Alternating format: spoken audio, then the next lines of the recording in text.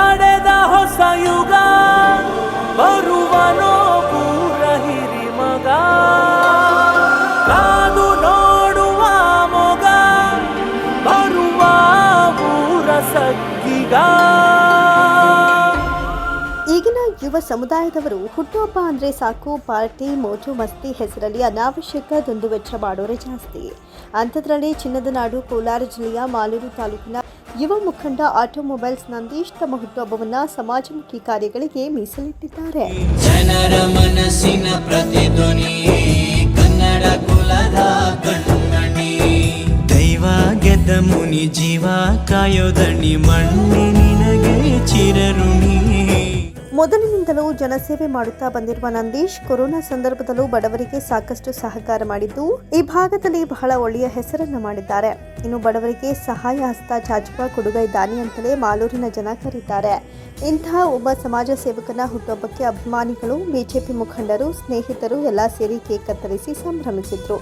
ಜೊತೆಗೆ ನಂದೀಶ್ ಕೂಡ ತಮ್ಮ ಬರ್ತ್ಡೇ ಪ್ರಯುಕ್ತ ವೆಜ್ ಹಾಗೂ ಬಿರಿಯಾನಿ ಅಡುಗೆ ಮಾಡಿಸಿ ಜನರ ಜೊತೆಗೆ ತಾವು ಸವಿದು ಖುಷಿಪಟ್ಟರು.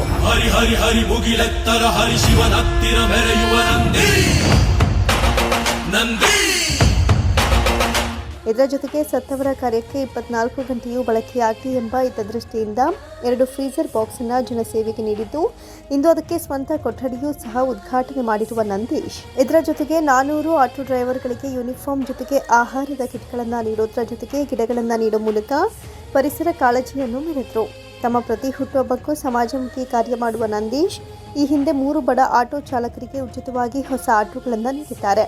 ಹೀಗೆ ಹಲವಾರು ಜನಪರ ಕೆಲಸಗಳನ್ನು ಯಾವುದೇ ಸ್ವಾರ್ಥವಿಲ್ಲದೆ ತಮ್ಮ ಸ್ವಂತ ಖರ್ಚಿನಲ್ಲಿ ಮಾಡಿರುವ ನಂದೀಶ್ ನಿಜಕ್ಕೂ ಅಭಿನಂದನಾರ್ಹರು ಹಾಗೂ ಈಗಿನ ಯುವಕರಿಗೆ ಆದರ್ಶವಾಗಿದ್ದಾರೆ ಎಂಬುದು ಮಾಲೂರು ಜನತೆಯ ಅಭಿಪ್ರಾಯವಾಗಿದೆ. ಯುವ ಪೀಳಿಗೆಗೆ ಪ್ರೇರಣೆಯಾಗಿ ಮಾರ್ಗದರ್ಶಕರಾಗಿ ಕೆಲಸ ಮಾಡ್ತಿದ್ದಾರೆ. ಹುಟ್ಟುಹಬ್ಬವನ್ನು ಭಾಳ ವಿಭಿನ್ನವಾಗಿ ಆಚರಣೆ ಮಾಡ್ತಾರೆ. ಆದರೆ ಬಟ್ಟೆ ಕೊಡೋದು ಜೊತೆಗೆ ಮರ ಬೆಳೆಸೋದು ಕೂಡ ಅವರ ಉದ್ದೇಶ. ಇದು ಸಮಾಜಕ್ಕೆ ಒಳ್ಳೆಯ ಸಂದೇಶ ಕೊಡುವಂಥ ಒಂದು ಸಮಾಜ ಕಾರ್ಯದಲ್ಲಿ ಅವರು ಕೊಡಿಸ್ಕೊಂಡಿದ್ದಾರೆ. ಅವರಿಗೆ ಆ ದಯಾಮಯ ಭಗವಂತ ಅವರಿಗೆ ಅವ್ರ ಕುಟುಂಬಕ್ಕೆ ಆರೋಗ್ಯ ಐಶ್ವರ್ಯ ಕೊಟ್ಟು ಈ ಥರ 100 ವಸಂತಗಳನ್ನ ಅವರ ಜೀವನದಲ್ಲಿ ಎಲ್ಲ ಸ್ನೇಹಿತರ ಜೊತೆ ಮಾಡ್ಕೊಳ್ಳಿ ಅಂತೇಳಿ ಈ ಸಂದರ್ಭದಲ್ಲಿ ಅವರಿಗೆ ದೇವರು ಒಳ್ಳೇದು ಮಾಡಲಿ ಅಂತೇಳಿ ನಾನು ಬಯಸ್ತೇನೆ.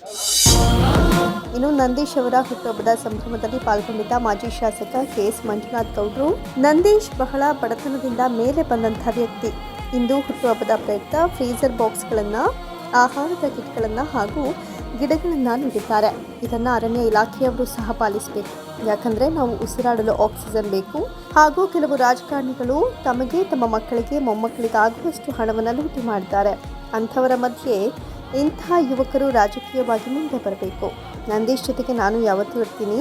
ಅವರಿಗೆ ಭಗವಂತ ಆಯಸ್ಸು ಆರೋಗ್ಯ ಕೊಟ್ಟು ಕಾಪಾಡಿ ಅಂತ ಮನಸಾರೆ ಹಾರೈಸಿದ್ರು. ರಾಜಕಾರಣಿಗಳು ಕೆಲವರೆಲ್ಲ ನನಗೆ ಸಾಲದು, ನನ್ನ ಮಕ್ಕಳಿಗೆ ಮೊಮ್ಮಕ್ಕಳಿಗೆ ಅಂತ ಲೂಟಿ ಮಾಡಿ ಮಾಡಿ ಮಾಡಿ ಸಮಾಜನ ಹಾಳು ಮಾಡಿಟ್ಟಿದ್ದೀವಿ.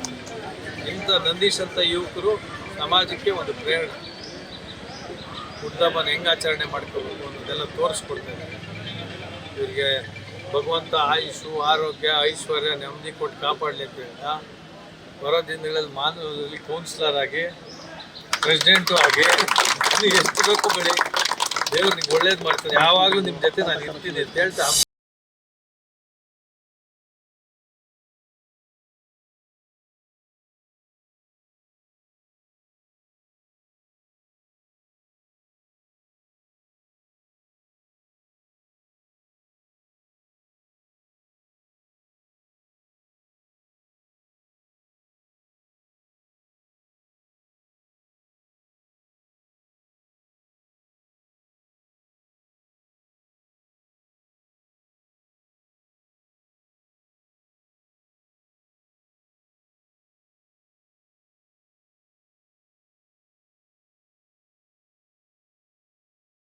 ಆ ಫುಡ್ ಕಿಟ್ಟು ಮತ್ತು ಅವ್ರಿಗೆ dress piece, uniform, dress piece ಮತ್ತು ಗಿಡಗಳು ಒಂದು 200 ಗಿಡ ಮಾತ್ರ ಕೊಟ್ಟರೆ, ಆಮೇಲೆ ಅನ್ನದಾನದ್ದು ಏನಿದೆಯೋ ಸುಮಾರು ನಾನ್ ವೆಜ್ಜು ಇದೆಲ್ಲ ಕೊಟ್ಟಿದ್ದೀರಿ. ಇದ್ರಿಗೆ ಮುಂಚೆ ಆಟೋದವ್ರಿಗೆ ಸುಮಾರು 3 ಗಾಡಿ ಆಟೋ ಉಚಿತವಾಗಿ, ಅಂದರೆ ಅದು ಯಾರಿಗೂ ತಗೊಳಕ್ಕಾಗ್ದಿರೋಂಥವ್ರು, ಬಾಡಿಗೆ ಮನೆಯಲ್ಲಿರೋಂಥವ್ರು, ಈ ಆಟೋ ತಗೊಳಕ್ಕಾಗಲ್ಲ ಅನ್ನೋಂಥ ಕಷ್ಟದಲ್ಲಿರೋರಿಗೆ ಒಂದು 3 ಆಟೋ ಕೊಟ್ಟಿದ್ದೆ. ಒಟ್ಟಾರೆ ಆಟೋಮೊಬೈಲ್ಸ್ ನಂದೀಶ್ ಅವರು ತಮ್ಮ ಜನ್ಮದಿನವನ್ನು ಬಹಳ ಅರ್ಥಪೂರ್ಣವಾಗಿ ವಿಶಿಷ್ಟವಾಗಿ ಆಚರಿಸಿಕೊಂಡು ಇನ್ನುಳಿದವರಿಗೆ ಮಾದರಿಯಾಗಿದ್ದಾರೆ.